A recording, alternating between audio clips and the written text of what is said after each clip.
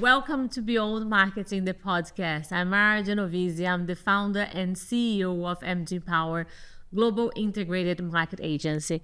Today, we're exploring the art of PR from a multi-market approach with a true expert, Sabina Ellahi, Head of PR and Communications at Sephora UK.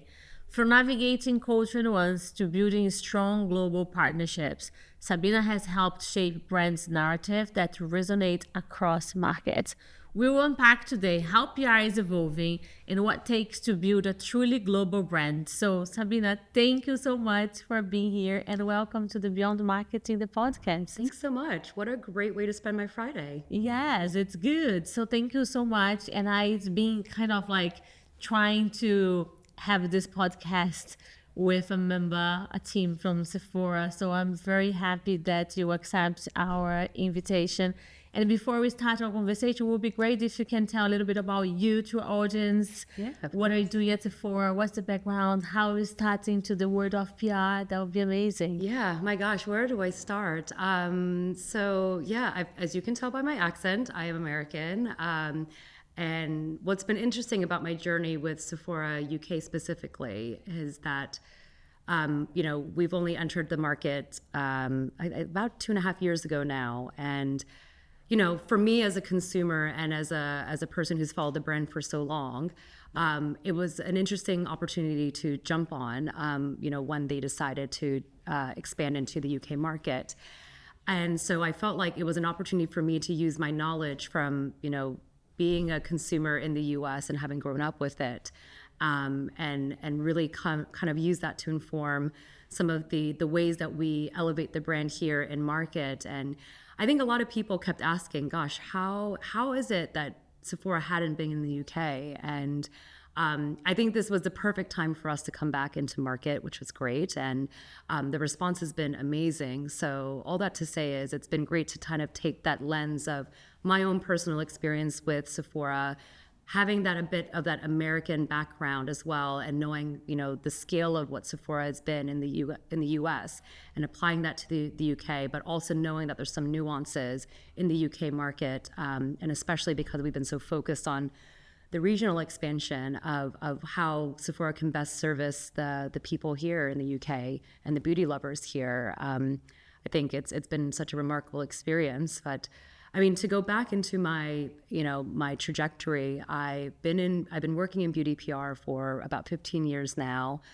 I stumbled into it, as I think most people do in their careers. I studied journalism in university, which I think could probably explain my passion for storytelling and how that was a way that I identified something that I could use in PR, which is great. So I studied journalism. I graduated around 2009, and that was when the stock market crash happened, which meant jobs were very difficult to find. And this was also a period where journalism was seeing a shift in terms of the types of media that you would see. So it wasn't traditional media in the sense of print newspapers, magazines, etc. We saw a real shift into digital means. And, lo and behold, I graduated around a time where people were starting to experiment with that. And as a result, it meant that there weren't actual full-time jobs, and, a lot of freelance jobs or a lot of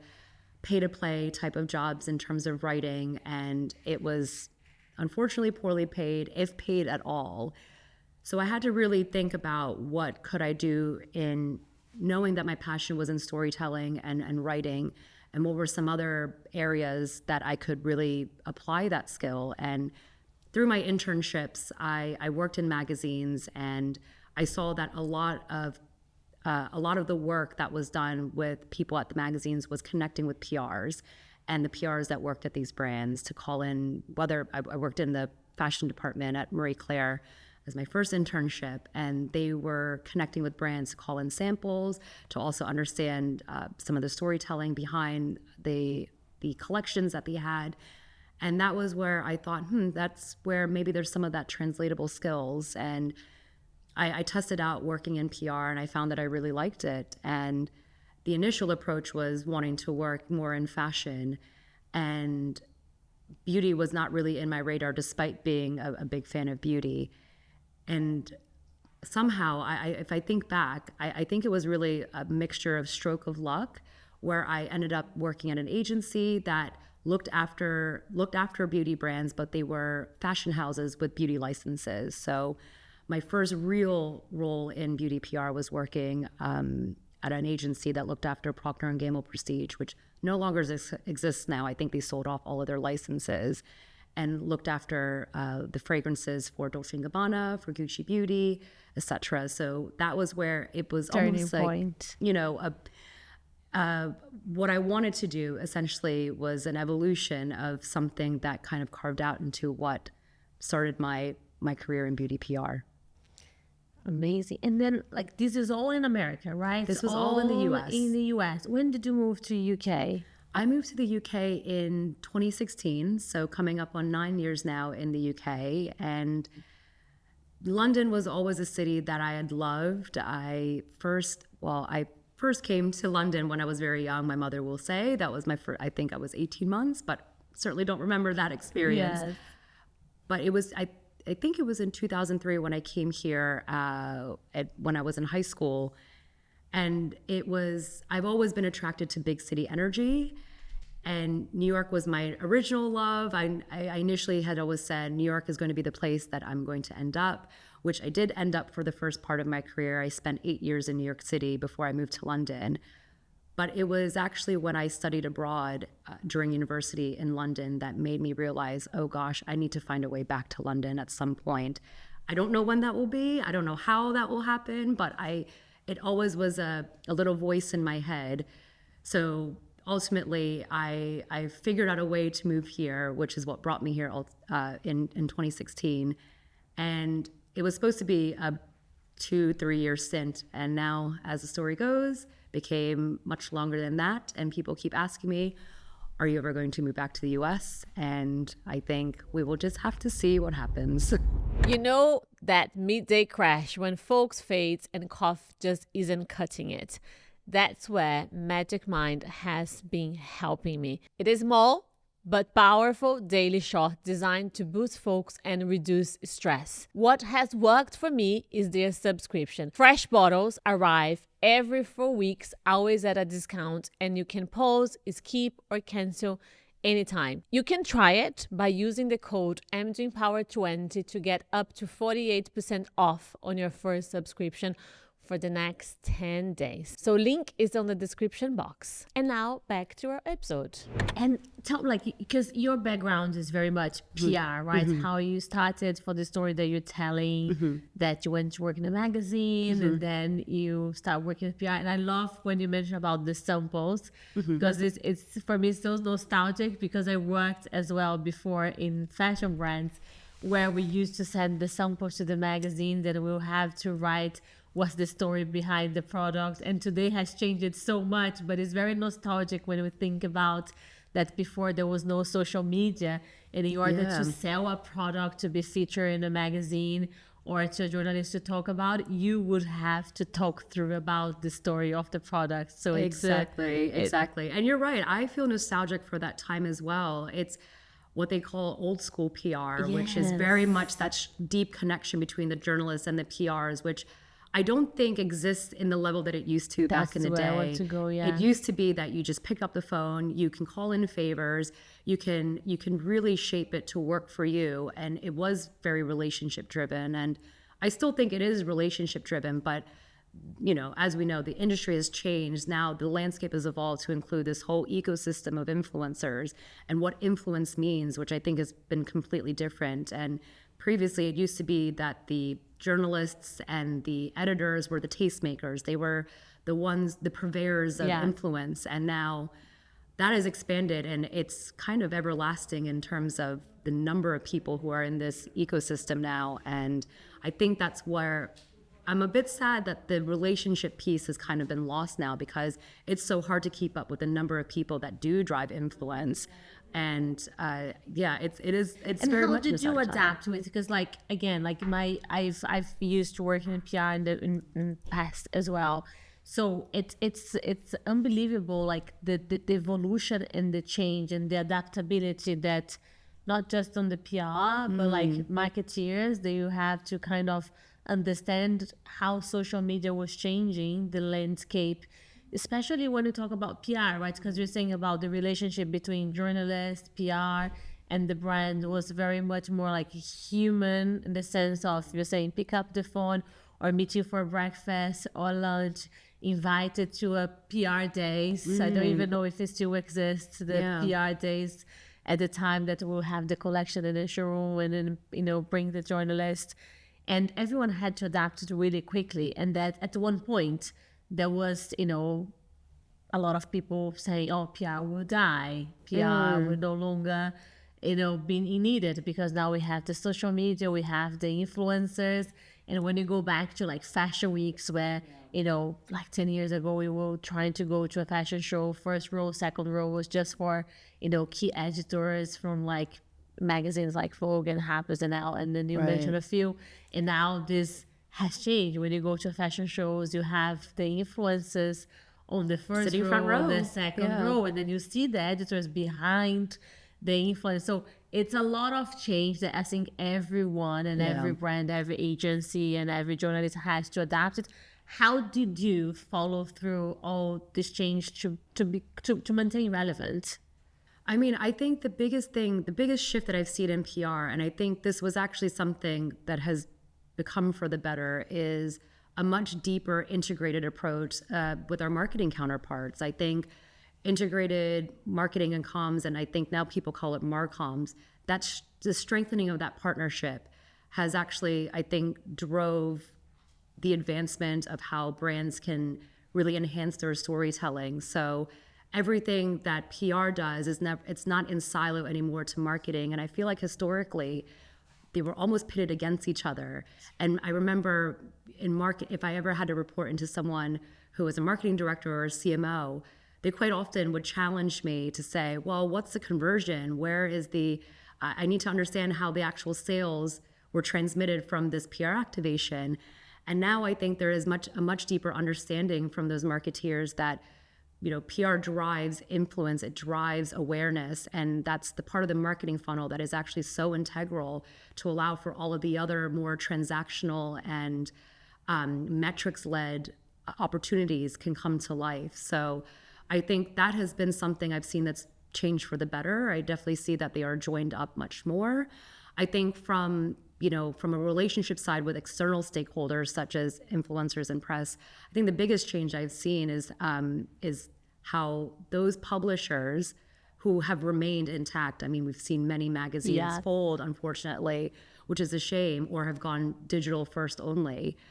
They've really optimized with the times to understand what are the types of mediums, where are people seeking out information and things to influence them to buy, to consume, etc.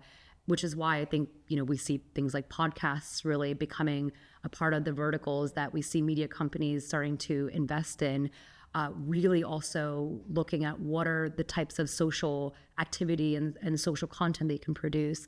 It's no longer about sticking to one form of medium. It's really having to know that you have to diversify across so many different channels to remain relevant, because people consume things differently, and as a result you need to make sure that you're available at all these different touch points to be able to reach out to said consumers. There's not a one size fits all strategy anymore. So and I think this is where you also see journalists who have really harnessed the power of social media and really built their own influential clout themselves. I think there's many editors now that have grown themselves into an influential identity independent of the titles that they work for.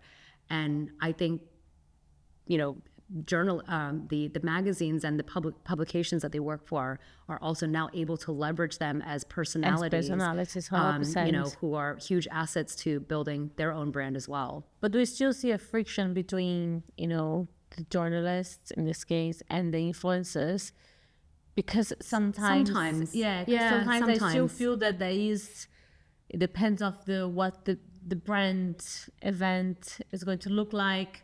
Sometimes there's, we need to be very strategically and say, oh, would this be appropriated to put them together? Yeah. And then the majority of the time it's no. So let's do one for PR and one for influencers. Yeah. And why we're still having some editors and journalists not wanting to be related. Lumped in. Yeah. Okay. Yeah. And I get it. I think we have to also remember that editors and influencers also have different objectives as well. I think with editors, there's going to be a bit more of seeing the bigger picture, bringing in all of the different facets of what is driving the storytelling to then understand what can they produce that's going to make the most sense for the audience. Now, that is the same thing to be said about influencers. But I think with influencers, the thing about them is that you have to pump out content constantly to remain relevant. So I think it's about when you create these experiences or moments is thinking about, at the end of the day, what are your stakeholders wanting to get out of those experiences? I think when you're doing, let's say, a product launch, for example, and you have a cocktail party and there's photographable moments and everything, of course that, I think will be okay for both parties to come in because it's more of a celebration of the brand and the product that you're launching. But it also would be important to also identify what are other things that each of the parties are going to be looking for. There might be, for journalists, it might just be if you're working at a founder-led brand, it could be access to the founder in another moment that is more intimate and one-to-one. For influencers, it's going to be content-driven. They're always thinking about what are the types of content that I'm going to create virality or get the views and get people to follow my page.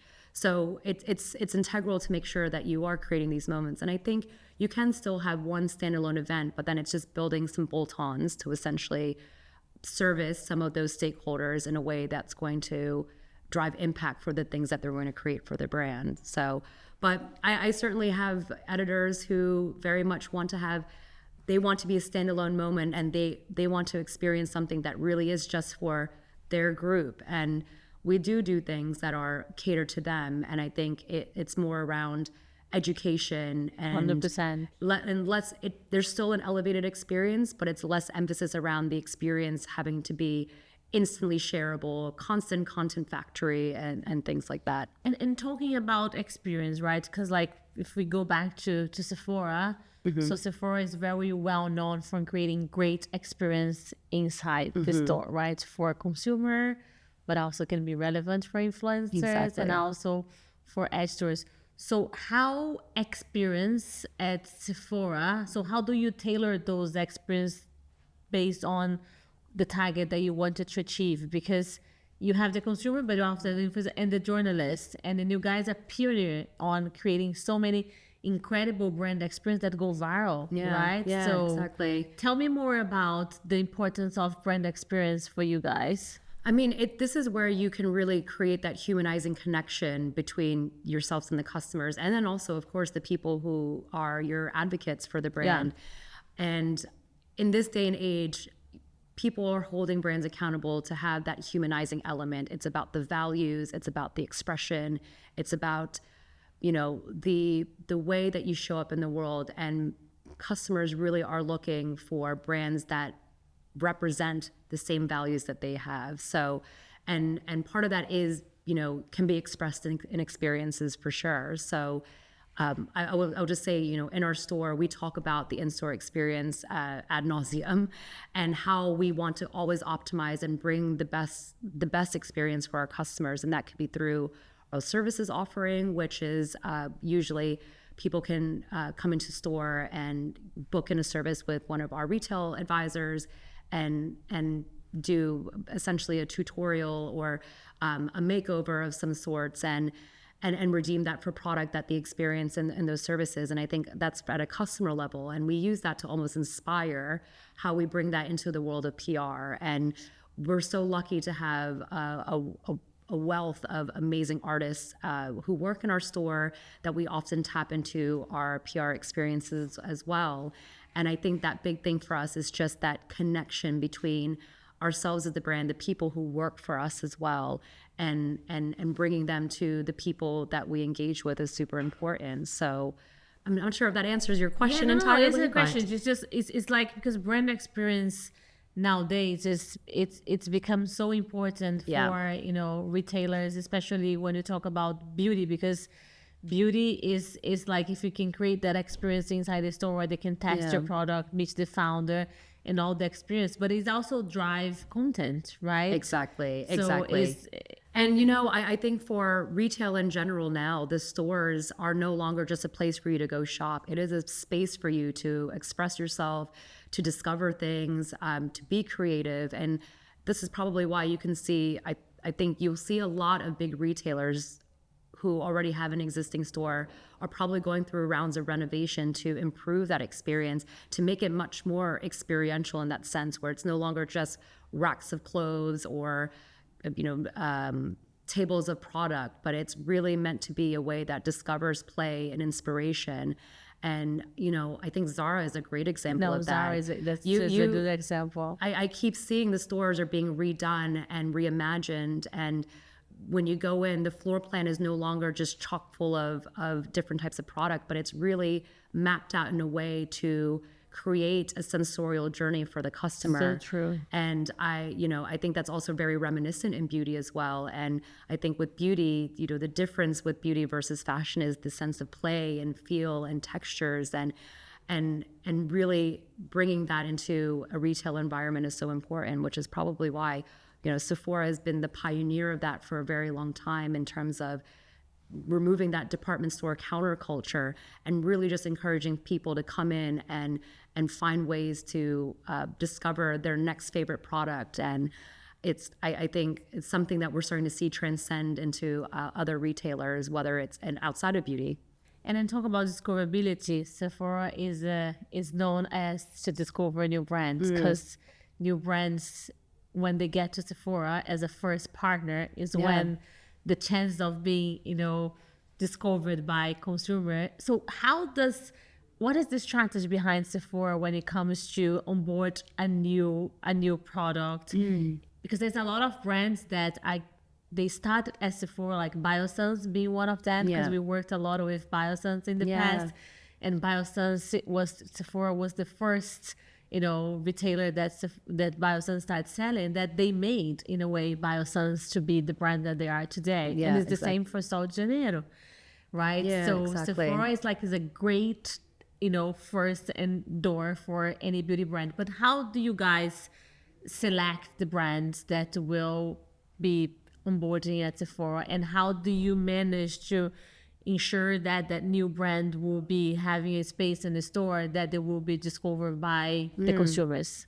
Yeah, so I think one of the great things about Sephora is that we have a very talented team of merchants around the globe. And what we've also done to improve on is how those merchants communicate to each other. So how the US communicates with Europe, and Europe communicates with APAC, and I think making sure that they're all joined up, because I think what has been great about the way they've conducted business is identifying any common trends or common brands that are starting to pick up. I think obviously social media is a huge player in terms of identifying brands that are really starting to pick up the heat and the virality. But it's also making sure that we're also evaluating what we do have in store and really looking at to see, are there things that are trending at the moment that we haven't really brought into our store or we don't offer in terms of products? And we work quite quickly to identify that and to see what brands are out there that can service that need. So, in the UK, what we see often is that we share a lot of trends with the US, and it's probably because of the shared language. And a lot of the influencers here will have a US audience and vice versa. So we really work closely with our US counterparts to identify, are there brands that are really taking off in the US that actually would be relevant to the UK, and how do we work to get that into the UK sooner rather than later? And I think, again, knowing that we've had such a global footprint and we have merchants around the world that can really bring that to the forefront and communicate that across borders is the reason why we've been able to bring a lot of these desired brands into our stores quite quickly, and we'll continue to do so. And then in terms of demographic, right? Because like you were talking about like new brands, how to onboard a new brand, and what's easy to find nowadays on social media, but at the same time you need to plug in with who is your consumer, right? And this is like, for me, I see Sephora as a brand that I'm 45. Is a store that I go when I wanted to buy beauty brands, but it's equally my mom. Yes. In terms of demographic, and so how Sephora can be relevant for different target audience. Yeah, I think that comes down to the brands that we bring in store. We have a lot of those heritage brands like Estee Lauder yes, true. and Elemis, and lots of brands that have been around for quite some time. And I think it's important for them to be in an environment not only for the people who have been shopping at those brands for a long time, but also to make sure that they are accessible to a new generation of shoppers. So, and I think Sephora does a really amazing job of trying to balance that. It's not entirely just what's hot on social media or what's viral, but it's also promoting brands and bringing brands that have been staples across time. And, you know, I think there's brands like Clinique that I remember so fondly. It's probably the first brand that I really engaged with as a teenager. And that was also introduced to me by my mother. So I think it's really important to have these brands there where, you know, older shoppers who now have you know, teenagers or people who are starting out their beauty journey, and they can really, you know, they can reference and cite some of these brands that have been tried and true and tested over time. So I think Sephora has done a really amazing job in making sure we balance that, and it doesn't have to be, you know, the brands that are new and hot and are just launching now. It's really making sure that there's a balance between the two, and I think that is why we also have a great amount of older shoppers that are coming in, because they know that these are brands that they can trust. And also, more importantly, it's also just refreshing for them, I think, not to have to go to a counter, and they can just go in and pick up the product that they know and that they've used over time. And but then also, you know, discover new products and trial up new products that are from the brands that they've loved over time. And how to keep, like, because one of the things that it's very incredible about Sephora is just like, if you're here in London, you have the same experience as you in US. However, it's very adapted to the cultural relevance to each market. So how cultural relevance, how strategically you guys, you know, think critical in the sense like, oh, we're gonna keep the same experience. So the sense, the feeling, you know, the discoverability, but also adapt to that cultural relevance for the market without losing the essence of the brand. Yeah, exactly. I mean, what's great about our entry back into the UK was that people have a nostalgia element about Sephora in the UK. People talk about how they would always seek out a Sephora if they're in the States or if they're in Europe. They say that it reminds them of their holidays. So it's really nice to have that positive affinity around people's perception of the brand and this personal connection to the brand. And when we heard that, we felt like, you know what, though? We need to make sure that we also have a very UK take of how Sephora shows up in market, which is why you'll see with our store openings, we've taken a very much regional approach. We've opened up in areas where many of the shoppers would say, gosh, I never imagined a Sephora being here, and we're so thrilled.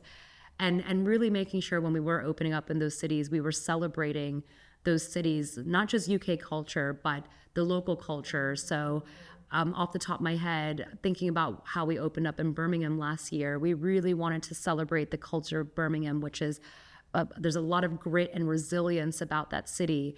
And we use that to kind of inform the way that we had treated our grand opening. We also really wanted to use it as a podium to celebrate local musicians and local performers and bring that into our grand opening program. So it's the local approach that we've taken has been the reason why it's done so well and why people have responded so favorably, because it's less about us, this big global brand that's coming in to make a statement and an impact, but it's more about us celebrating community and the people that are in these communities that we're showing up in. And I think it's so important to do so, because it's very easy for a big retailer to come in and have a interpretation of what people expect from them, and sometimes you do miss the mark. So I think that local approach has been really rewarding. Yeah, the Birmingham Open, we did an activation there for one of our brands, and we had a performance of a Brazilian samba. Yes, and then, I remember that. Yeah, that was the like Janeiro huge, drummers there. yes. Oh my gosh, that was so That was great. that was and we always talk amazing. about, we always say, like, we want the Rio de Janeiro drummers back at every opening. Yes. They were amazing for the energy. Amazing. It was the energy. And then I didn't go, but my team was sending video and saying, oh my God, look at the queue. And people were like, so engaged dancing and singing. Yeah, exactly. And then I thought it was like beautiful to see like the Sephora. It was like opening, but as you said, just like understanding what are that, you know, culture relevance for people. That is not the same as London, but how to do opening that can have that human, you know, connection. It's the human connection. It was amazing. Exactly. Yes. And I think that's such an important thing to maintain. And it is no longer that brands are, you know, behind, they're protected and they have a protected barrier and there's like one perception of them. I think now people are really looking at them to represent, I've already said this, but to represent the same values. And that's what we want to do. It's celebrating community. It's celebrating the people who come into our stores. It's less about us and more about them. And more about them. And then like, you know, with influencers, right? Because again, like we talk about social media, brand experience, consumer, and PR. Do you guys see influencers as a driving force for Sephora? Absolutely. I think they're a driving force for any brand, honestly, because they're the mouthpiece for speaking about your brand. And if you connect with them, so this is where it goes back to the relationship building is still so important and integral to PR. Because, you know, what you share with them, they ultimately are able to use their megaphone to share it out with their audience. And that, you know, their communities are so tapped in. And there's a reason why a lot of them have these massive followings is because their audience is following them for a certain reason. And it's about, maybe it's the way they express themselves, maybe it's more about their identity, shared values, etc. And the fact that you have endless amounts of influencers to tap into, and there's also sub-communities of these influencers. Yes, the sub-communities are so powerful. Which is so powerful. And I think, you know, the one thing that I'd say that I've been happy to see beauty brands do is not honing in just on beauty enthusiasts and people who love using products and getting ready with me and all of that. It's about how beauty has become a tool in their form of expression. And we see that a lot with, you know, the LGBTQ community, for example. And there's a very specific way that we need to also, you know, to speak to them as well. And, you know, there's other communities as well. You know, we're seeing, you know, sport and beauty starting to fuse and connect a lot more deeply.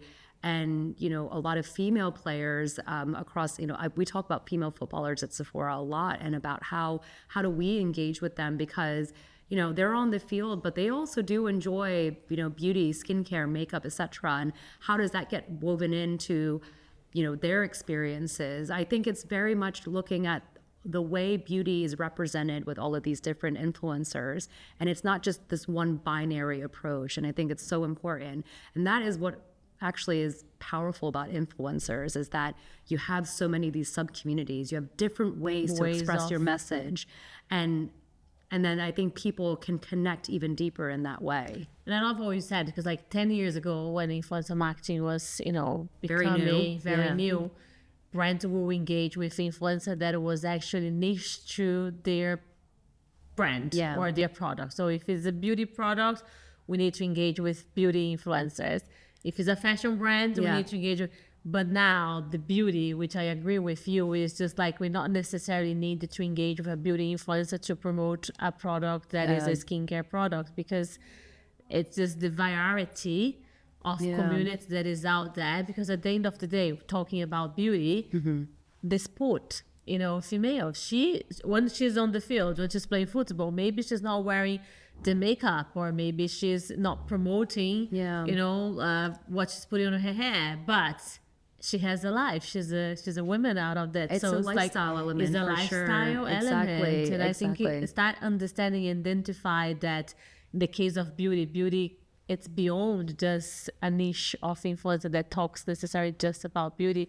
I think it's the magic of influencer marketing, because as you said, that is when we can type into big community, but also the sub-community, which is so powerful. Exactly. And I think TikTok has also just completely disrupted the game, because they've taken essentially what traditional influencer was. So like you said, 10 years ago, where Instagram really was the forefront, and YouTube as well was the forefront of influencer marketing. But TikTok has enabled a whole slew of everyday people. So people who weren't setting out to be influencers or content creators in their own right, they were just being their authentic selves. And the one that always comes to mind for me was Tube Girl. I remember when she was just posting her videos, and it was just her having fun and expressing herself. And all of a sudden, brands were like, what if we did something with her? And again, it's identifying these opportunities with people who aren't traditional influencers to, again, be a mouthpiece for your brand, to integrate the messaging of your brand, but in a way that's fun and playful. And I have to say, it's been so cool to see what TikTok has done and being able to bring that fresh slew of really interesting content and things that are so not static and not expected, but really bringing the unexpected for sure. It's changed the game, I think, 100%. And even like for brands to be discovered on TikTok is became a huge thing, right? Yeah, exactly. Because like sometimes we discover brands on TikTok and you go like, okay, what is this Korean mask that everyone is using overnight? So there's a lot of things that you can discover on TikTok, but so this has changed how we engage exactly and how we consume beauty products, right? Yeah, exactly. And then with Sephora, does you guys support brands when it comes to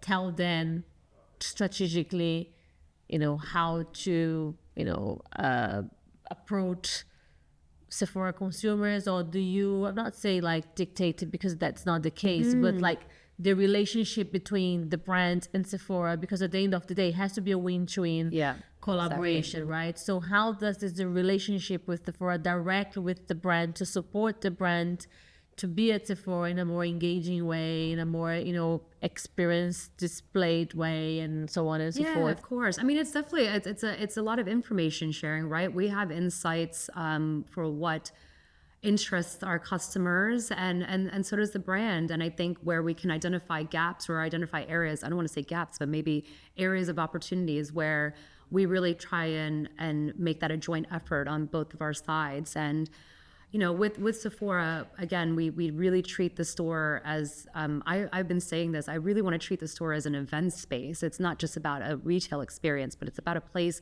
for people to come together and foster a sense of community. And this is something that we quite often tell our brands to think about. What are ways that you can come into store and engage with the customers? So we'll have different brands coming in and doing takeovers of the store, and they'll bring in retail staff from their end or salespeople to really connect with these customers and be able to speak about what makes their products and their brand different. So and quite oftentimes we'll explain to them what might be doing really, really well in store in terms of, are there certain trends? Are there certain things that people are asking for? I was speaking with a journalist the other day, and we were talking about how there's a rise around skin barrier protection. And even on Google, the searches have peaked in terms of how do you protect your skin barrier? And even just having that intel to look and see how people are searching on our site can really inform the way that brands can identify certain activations or certain messages that they want to elevate and drive further. Maybe something that was a secondary or third type of messaging for these brands all of a sudden can be at the forefront because we have seen a certain trend. And I think what is best for brands is just to remain agile in that front, is thinking about maybe there are some core messages that we weren't really putting at the forefront. We can kind of now shift it up a little bit and use it as a test and learn as well. And I think that's the other thing too. We really encourage people to just do a lot of test and learns to understand what works, because actually sometimes if there are things that don't work, that's data in itself for you to understand 100%. What not to do in the future. So I think that information sharing is so important between super brands. Important, yeah. And I think the way you guys do it's amazing, because you guys do share information and data, which is, I think that's one of the big success of brands being at Sephora for that longevity, is because they share data that you guys exchange. Celebrate brands. Is My there favorite topic. Yes. So is there a limitation of how many celebrity brands Sephora takes, or no? It's No, I open no, canvas. it's not. And celebrity brands is such an interesting thing. I talk about this with my peers in the industry. There's definitely a sense of fatigue around celebrity brands, that's for sure. I think everyone, when they hear a celebrity is launching a beauty brand, there's kind of moans and groans and being like, oh gosh, like Another what is it one. that they're creating that doesn't exist already? And I think where celebrity brands do really, really well is, of course, they're using the power of their name and the affinity of their name and of course, the investment that they have to bring it to the forefront. But where I have seen celebrity brands do really well is striking that delicate balance between how much they involve themselves as part of that brand story and how much they work on making sure that the brand itself has its own identity. And I think there's two brands that really come to mind for me that has done it really well. And I think Rare Beauty is one that I have seen, has Selena Gomez. I think you can see people perceive her, her relationship with the brand quite clearly. But, she's not the face of the brand all the time. And, Rare Beauty is very almost independent in itself because she's done a really good job of bringing in a lot of, I think, things that are quite personal to her. Mental health is something that she really talks up about a lot from a personal standpoint, and she wove that in as part of her brand's DNA, which I think, again, goes back to what I was saying about how customers are seeking out brands that have values that they can share. And then also, just more importantly, around the expression of the brand it's very fresh, it's very inclusive, and I think and making her not the main focus of the brand is the reason why I think the brand has done so well.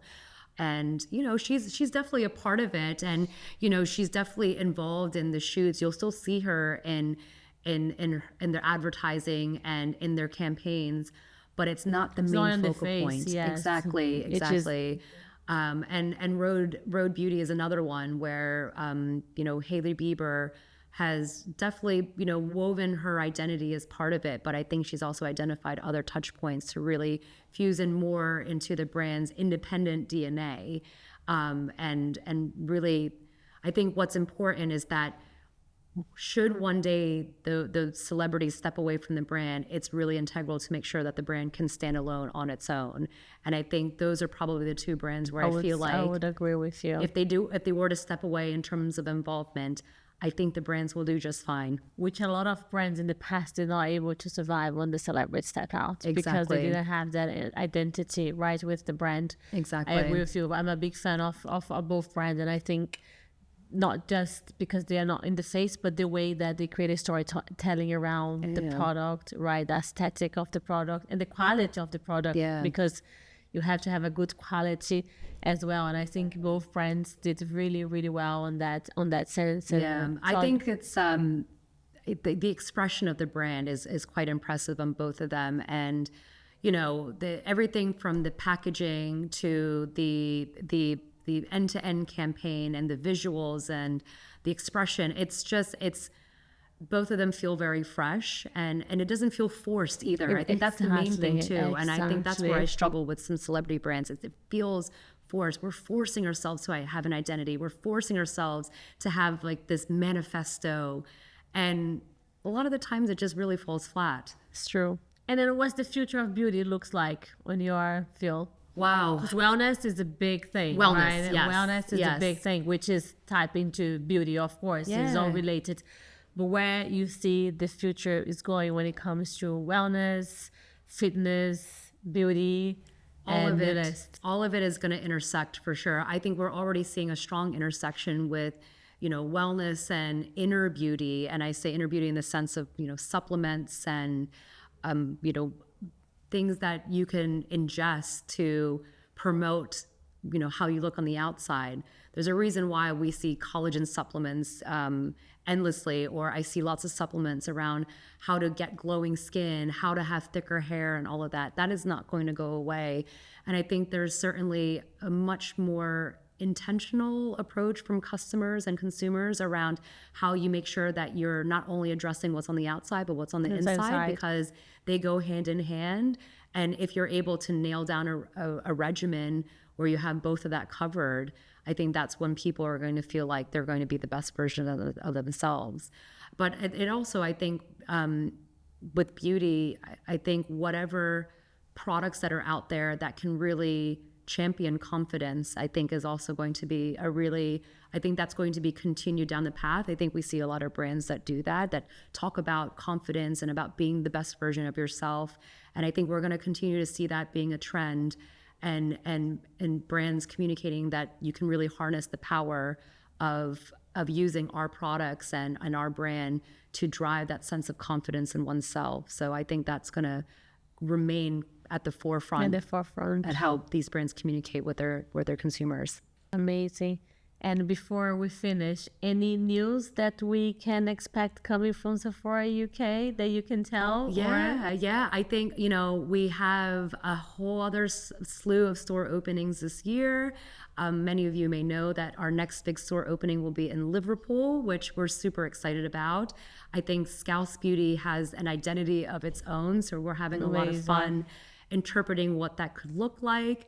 And, we're going to have many more stores rolling out this year.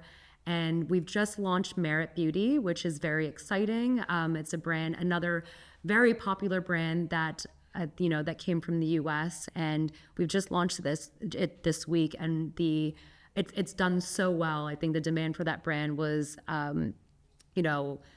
pretty strong, and we're excited to see what other brands we bring to the forefront. Watch this space. Exciting. Sabina, thank you so much for being here, for sharing all your knowledge. Yeah, thank you for having me. Which has been very incredible. And I hope everyone that's listening to us today have enjoyed our conversation. And thank you so much for being here. Of course. Thank you so much. Before we go, a quick shout out to Magic Mind. This little shot has been a game changer for folks and stress relief for me. And with their flexible subscription, fresh bottles arrive every 4 weeks, always at discount and easy to pause or cancel. So you can also try. You can use our code MGEMPOWER20 to get up to 48% off. So link is on the description box. And now I'm gonna drink mine. And then if you're not following us yet, please make sure you do: YouTube, Spotify, Apple, and Amazon. And thank you so much, and I see you guys on our next episode.